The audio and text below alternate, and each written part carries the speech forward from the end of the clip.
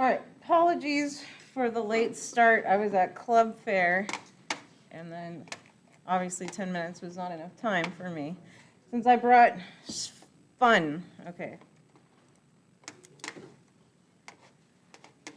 So let's just start off with a couple of announcements. So yes, I was at club fair, and I'm stepping down as advisor, but that's technicalities. But I'll still be doing Earth Club kind of behind the scenes, and so really Earth Club should be rebranded as Science Club. So basically we're more interested in doing like science outreach and fun demos in the community, so if you want to join, definitely join Earth Club. So you can let me know if you want to join. All right, so now let's look at our polar molecules. And so we kind of have to think of, well, what are polar molecules?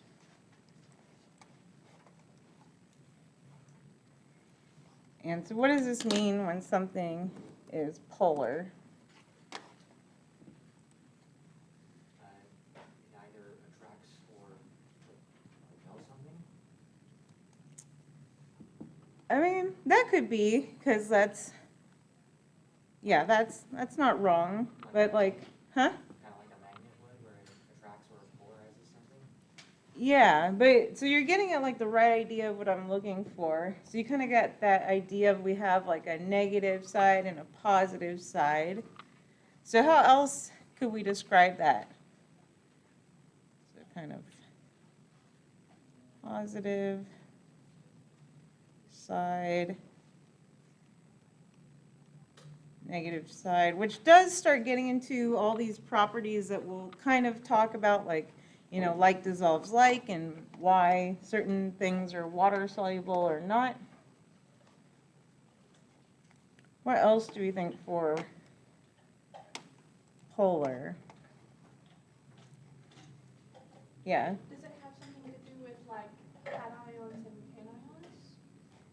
So kind of just in the sense that there's like a positive side and a negative side, but how else could we describe these molecules?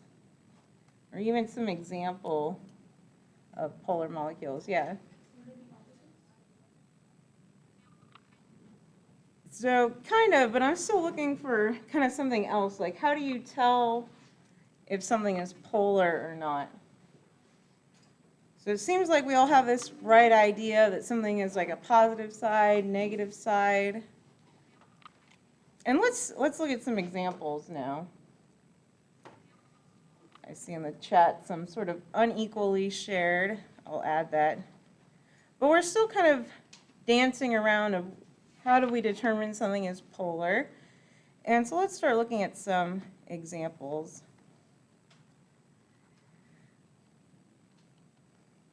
So we can look at, so now let's look at methane versus carbon tetrachloride, and then versus dichloromethane, once I get it up there.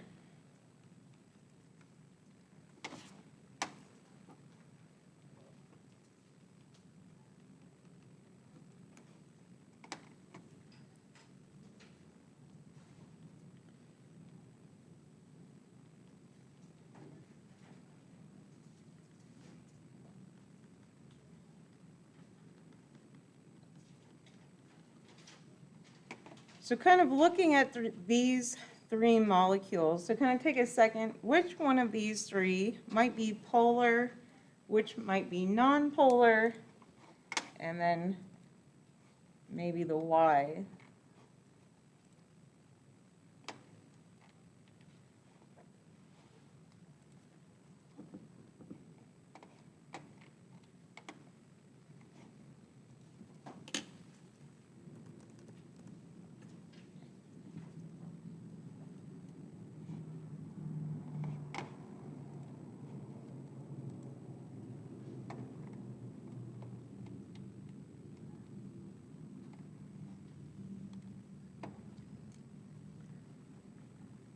So what kind of strikes you about these molecules? So what do you think about methane versus this carbon tetrachloride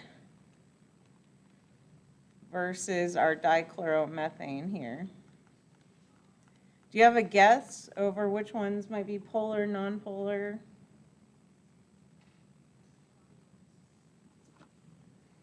So let's start with methane. So what do we think about methane? Just looking at it, well, what do we think? Do you think it's polar, nonpolar?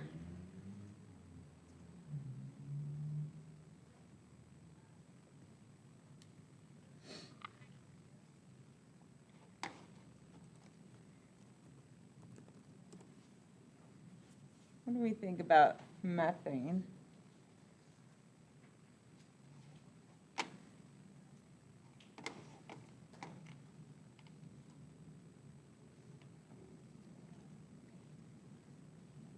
Well, looking at methane, so first of all, if we just look at carbon and hydrogen, kind of, are they very electronegative elements? So who's electronegative, right? Start with that. Who's the most electronegative element?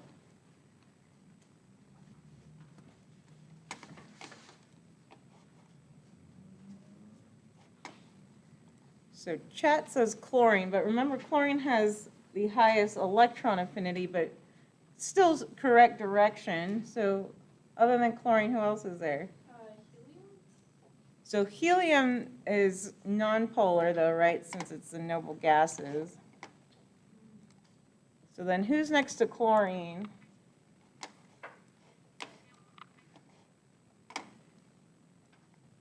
So which is the most electronegative element? Yeah, fluorine, right? So remember fluorine, and so again, right, electronegativity is measuring the difference in polarity in a bond. And so, right, so part of the polarity question is, okay, well, first of all, there has to be some sort of difference, at least in electronegativity, right? So we can think back to this other slide where we talked about the continuum of bonding. Maybe that was a previous chapter.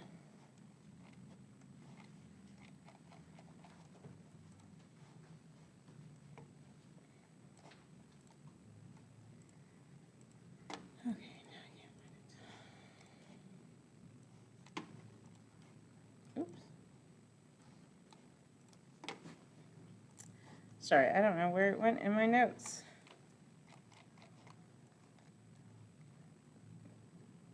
Here we go. This is what I was looking for. Right? So we talked about this continuum of bond types. And okay, well, we mentioned, well, we have a purely nonpolar covalent bond, but that's just, again, based upon this difference in electronegativity. And so we could also look at the difference of electronegativity between carbon and hydrogen, right? And we look at that.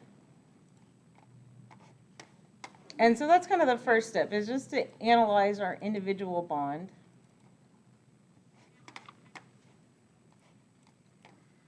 And so we can at least kind of check out our electronegativity difference. So 2.55 minus 2.1. And so that's right around, you know, where we said that polar, nonpolar. And I would still pretty much consider this, you know, nonpolar. So CH bonds aren't really considered nonpolar. But then if we look at this, there's another reason why this is nonpolar. And it's the same reason why, and I'll give it away. So carbon tetrachloride is also nonpolar. And so now you might be wondering, well, why is carbon tetrachloride nonpolar, right? So we already established, well, these carbon-hydrogen bonds aren't really too polar to begin with. But if we look at our carbon-chlorine bonds, if I can find my notes again. So carbon-chlorine, right, let's take the difference there. So 3.16 minus our carbon. And, you know, that starts getting a little bit bigger now. And, right, so chlorine, we mentioned, still pretty electronegative. It's right next to fluorine. So, okay, what do we do about this? So why isn't our molecule, though, overall polar? Why is it non-polar? Chat has the answer, but asking my in-class.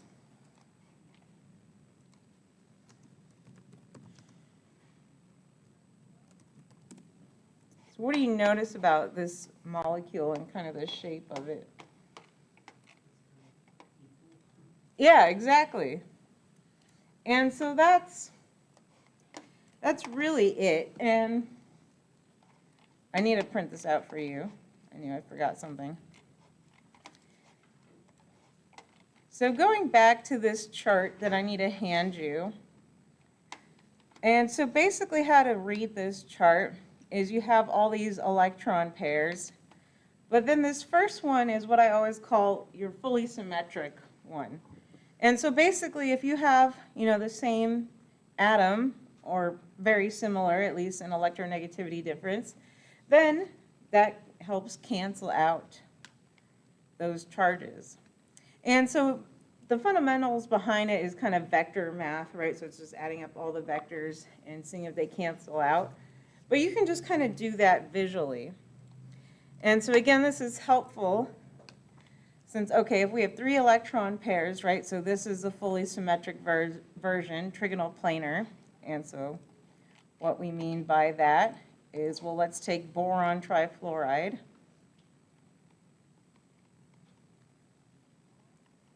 So trigonal planar. And so this means, right, it's highly symmetric. Same substituent on all 3 sides. So if we were to do our vector showing where the electrons are being pushed towards, so it's all going towards the fluorines. And so in chemistry convention, kind of the arrow is more positive, or sorry, the end of the arrow is positive, and then where the arrow is going is negative. Physics is the opposite convention. But basically what we see here, okay, it's going out in all 3 directions evenly, so it cancels, so this would be nonpolar. But then, well, what happens when we break this symmetry? So then if we have this compound, I don't know if this exists, but if it did,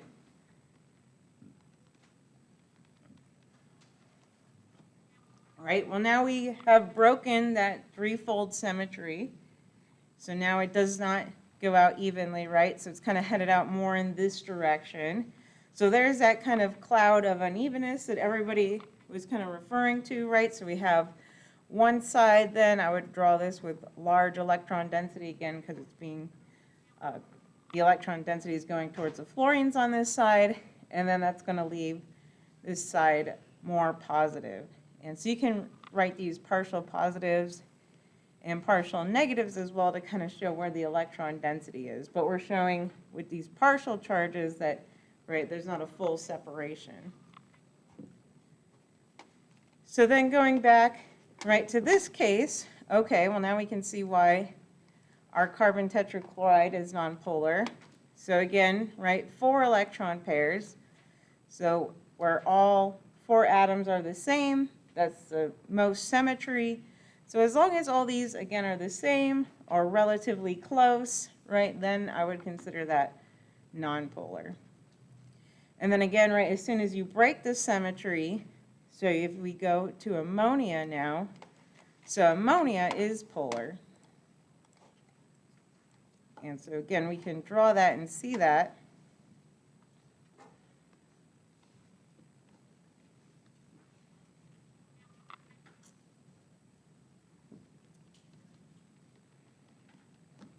So right, it's from the 4 electron group. So basically it has 1 lone pair, 3 atoms, but since it's not the most symmetric one, right, so it's not the fully symmetric one of the 4 electron pairs, then that's telling you, okay, it's probably polar. So we see that, of course, so ammonia is polar, and then obviously, right, water would also be polar, again, breaking that symmetry. So we have our partial negatives on our lone pair side, and then that leaves our hydrogens with partial positive.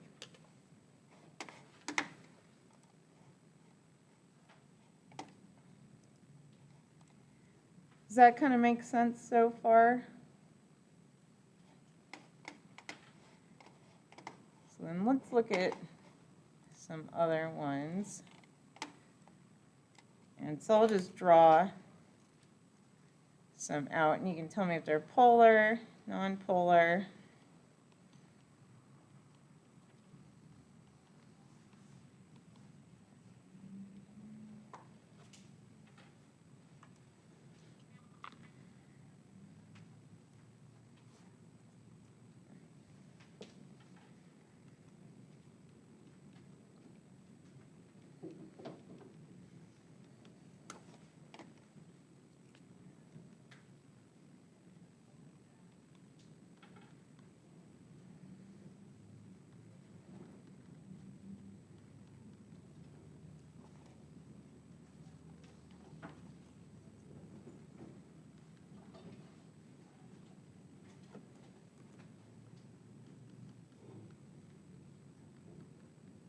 All right, start with those for a second.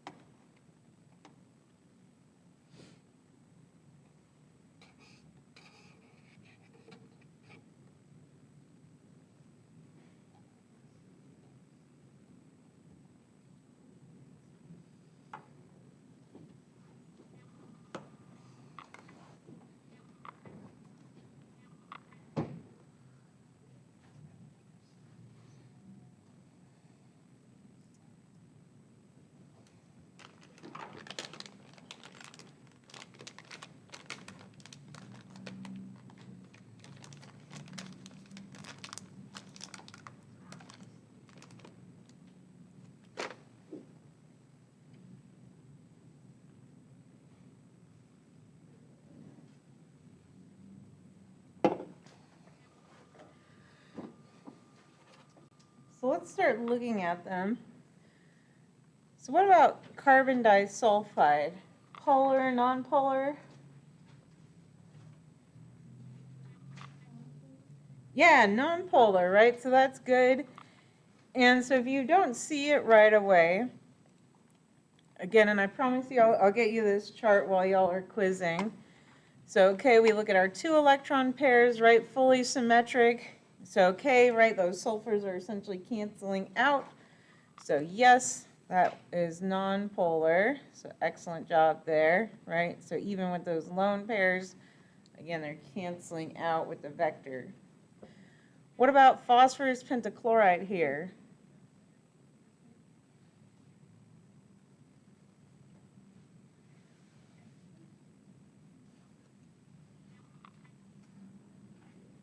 I think I said that was non-polar. Yeah. So right, nonpolar. So again, just looking at these individual bonds, well, maybe they're polar, right, since chlorine is fairly electronegative. But if we go back to this chart here, oh, okay, well, our trigonal bipyramidal, right, that's our fully symmetric 5 substituents in every direction. So of course, again, as soon as we break the symmetry, it would be polar, but this one is fully symmetric, nonpolar. And then what about this one? This one's chloroform. Polar, nonpolar.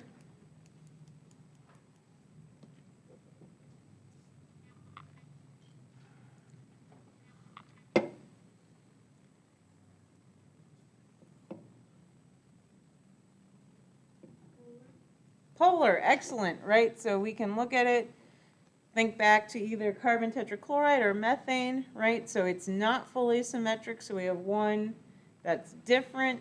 So that's going to break our symmetry. So probably electron density is being pushed towards our chlorine over there. So our region of more electron density would be on our chlorine. And we could try to write our partial positives on this side. Good. And then what about this last one here? This is acetone, but I think I said that was polar as well. so I like that, right? Polar. So you can look at it. It kind of looks trigonal planar, right? 1, 2, 3 things on it. So we could look at our 3 electron pair, but then of course you notice, right, well, it has an oxygen there versus 2 carbons. And so that oxygen is of course going to be electronegative. And so we could draw that our electron density is being pushed that way. And yes, you can see this reflected into reactivity too, so this carbon can be susceptible to attack, since again that electron density is being pulled away. So yeah, polar. Excellent. So does that kind of feel okay with polar, nonpolar?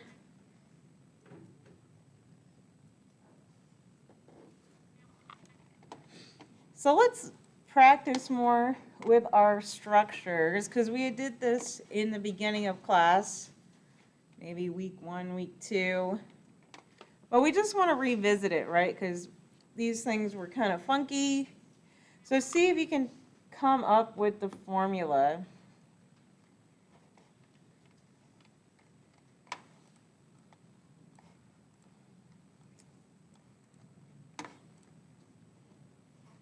So see if you can remember, right, what do all the lines mean? So this will come up on your exam, too, of trying to write a chemical formula right from these structures.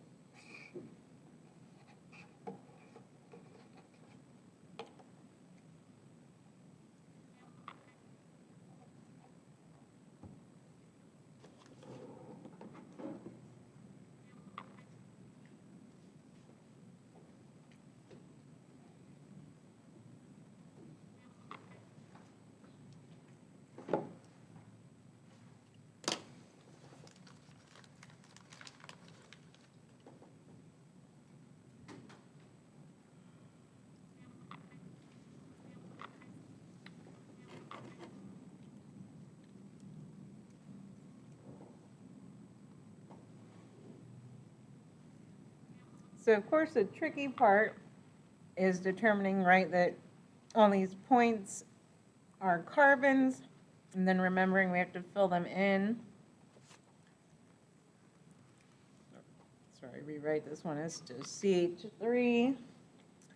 And then, right, you have to go around and examine which carbons need more hydrogens and how many. So that would be a good first step, again, on your exam. So that one was drawn explicitly. That's not always the case. So CH3, CH3. So this already has 1, 2, 3, 4. That's fine. They drew that one explicitly. So they were showing stereochemistry, so that's why they drew those, but can't depend on that. So 1, 2, 3, 4. 1, 2, 3, 4, that's fine. 1, 2, 3, okay, we need one. 1, 2, 3, 4. That's good. And then, right, these are all carbons, so they need hydrogens.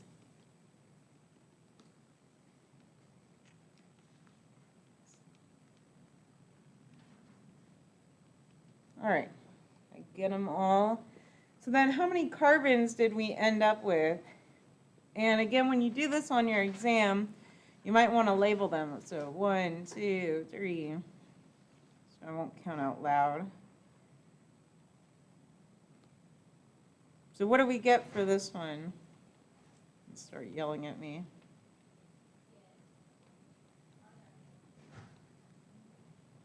Any guesses?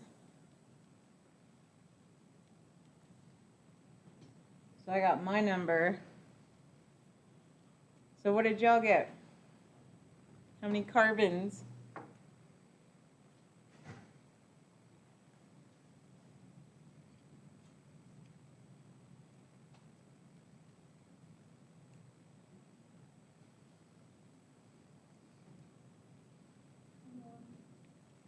Yep, so 21.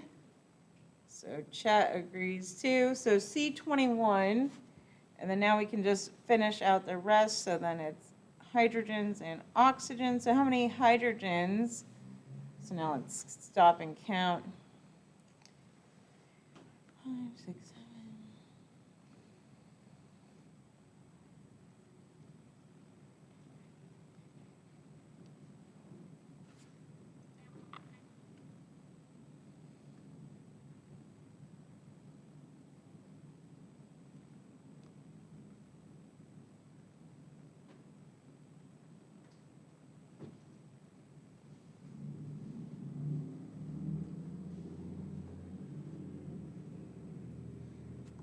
Let's see. Any answers for how many hydrogens? What do we count?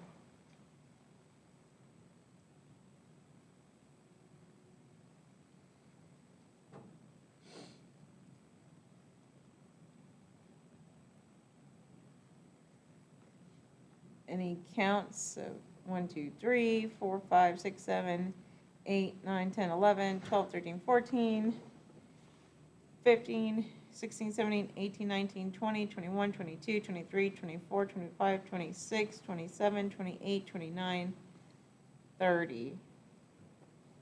So did we get 30 for the count? So H30, and then the only element we have left now is oxygen. At least that's easier. So how many oxygens do we have? So 2.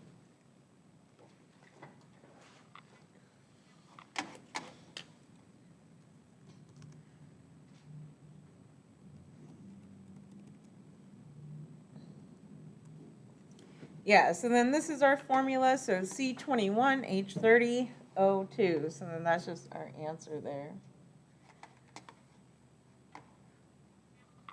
Any questions on that one?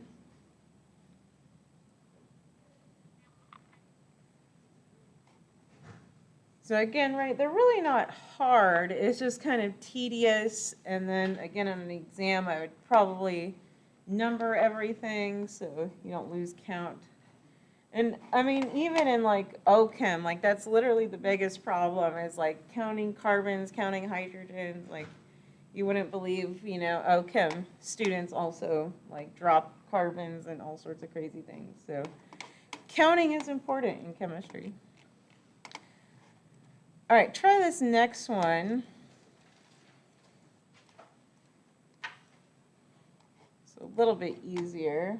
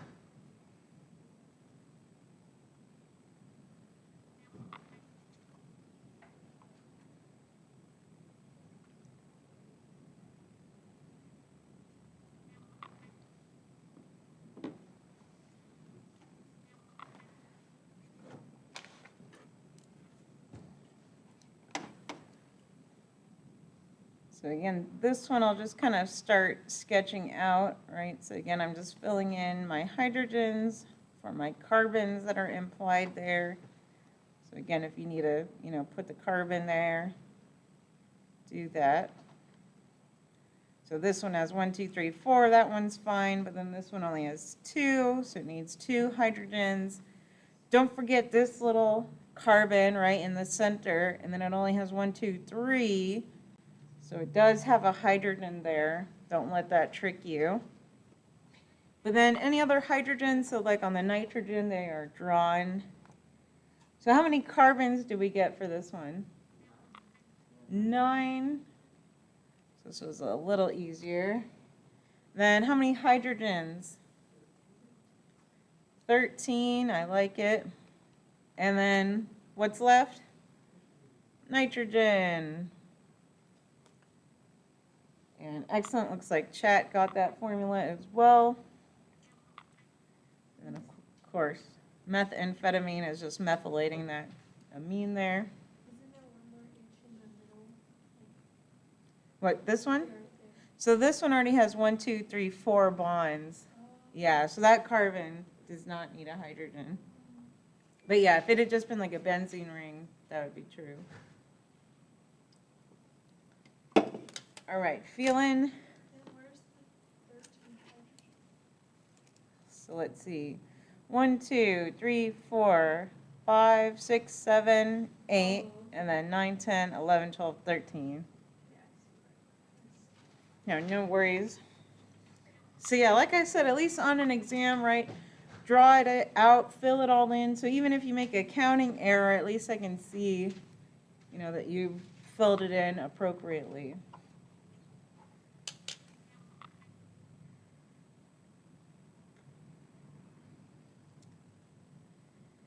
Any other questions on kind of our chapter, Lewis dot structures? Yeah. Just, when the line's inside of our shape, that insinuates that it has 4 bonds. I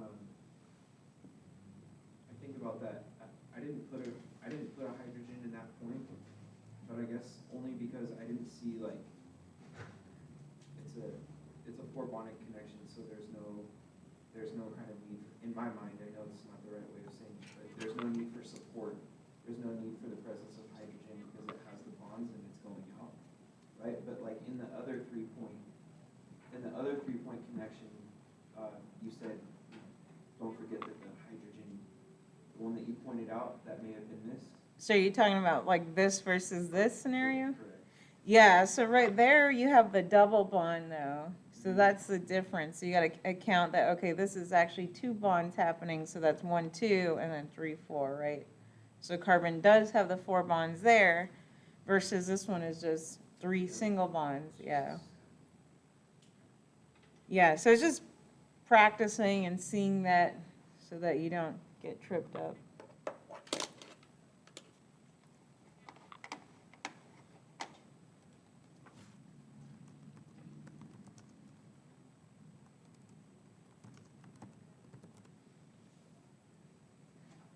All right, any other questions on this chapter? So I wanted to do a fun demo. Well, I brought out the liquid nitrogen today. All right.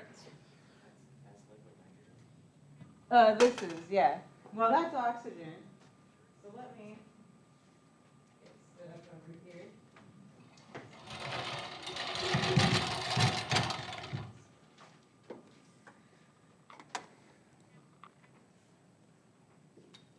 Trying to also put this on the camera. And let's see. What am I doing with my life?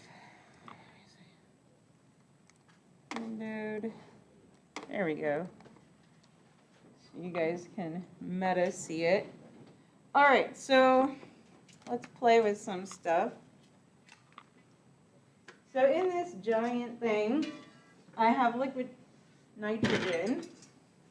And so I also have frozen marshmallows. Because why not? And so you can eat some frozen marshmallows. Let me get these out of here. So you can do a little dragon breath. So if you want marshmallows, you can eat the marshmallows. Anybody wants one right now?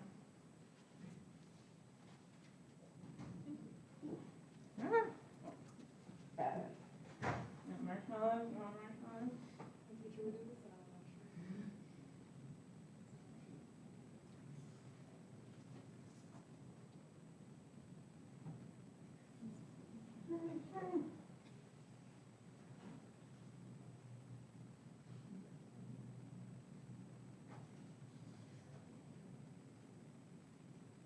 So yeah, there's plenty of marshmallows. And so then we can also take a look at, oh, there's more marshmallows. I'm trying to get out the marshmallows.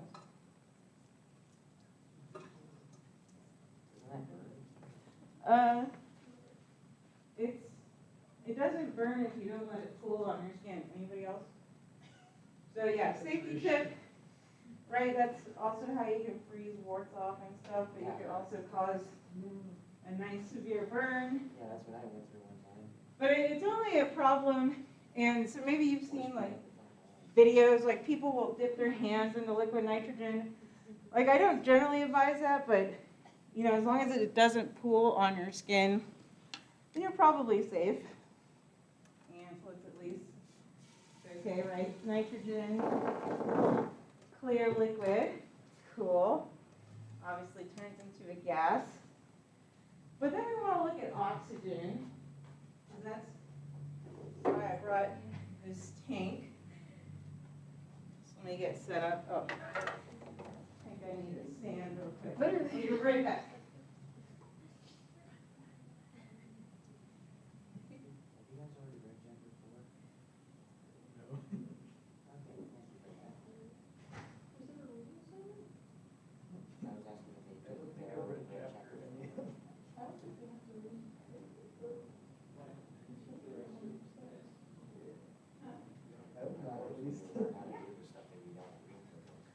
Sorry, I need my keys.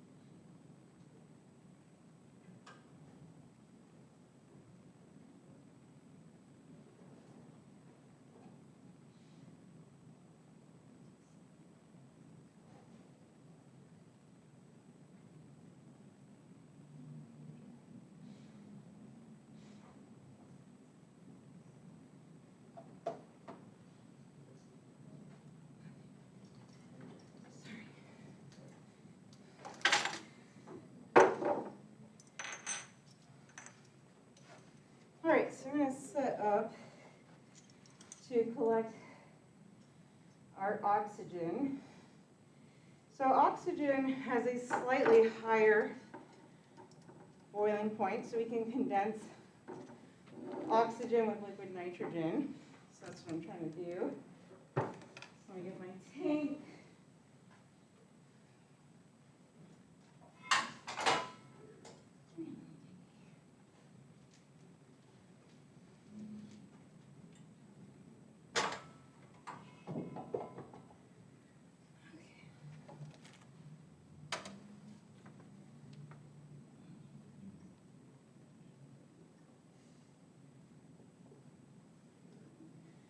All right, so this will go in here,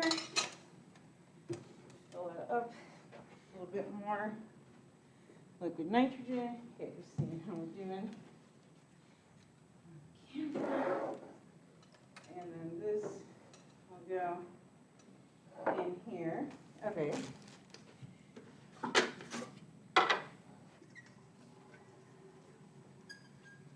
I'm just going to fill this can up.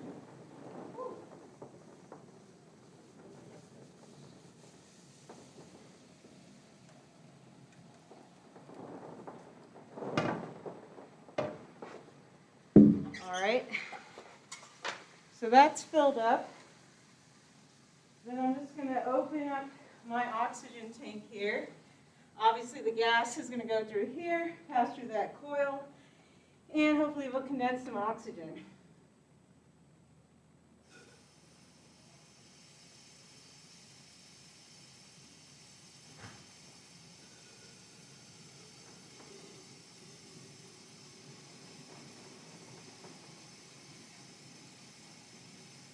There she goes. So note the color on oxygen. Stop it there. So yeah, it is blue. So oxygen is actually blue. So you can tell that with liquid nitrogen. And then if you were a synthetic organic chemist or organometallic chemist, that would literally be your worst nightmare. So that plus an organic solvent is a bomb. And so that's a safety hazard with like organic chemistry. So if they're doing Schlinkline air-free work and you have a leak, you can accidentally condense liquid oxygen. So that's a big hazard. But, you know, we're not setting it on fire right now, which you could, but I do want to show you something else. So now that we have this oxygen going, where's this on camera? So let's see if we can see it. Oops.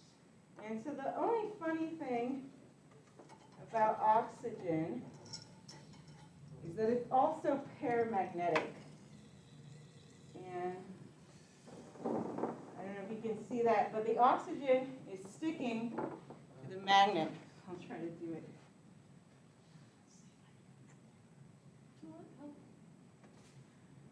That would have been a good idea. So notice how it sticks to that surface.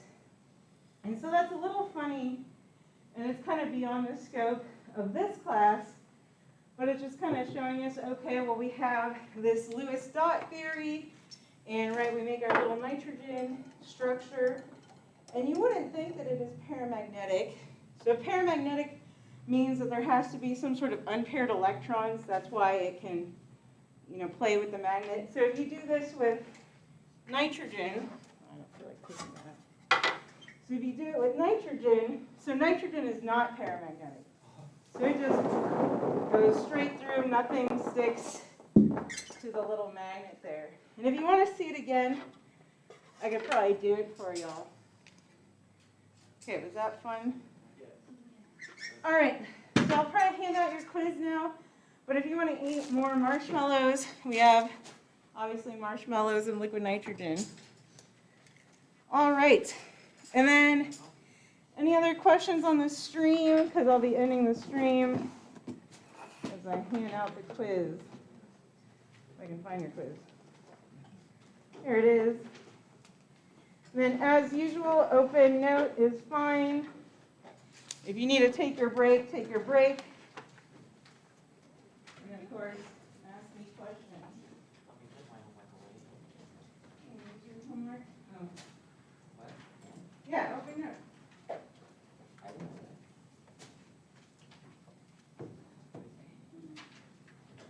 I need to take that. Oh, yeah.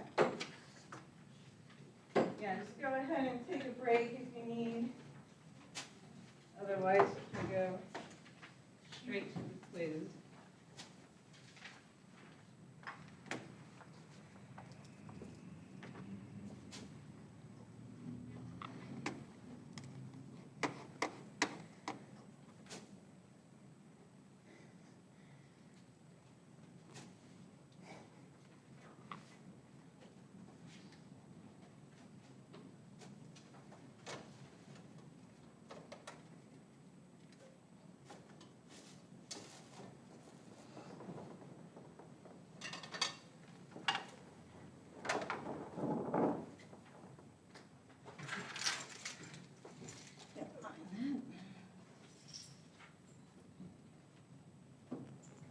Is it just like dissolve when it hits the ground?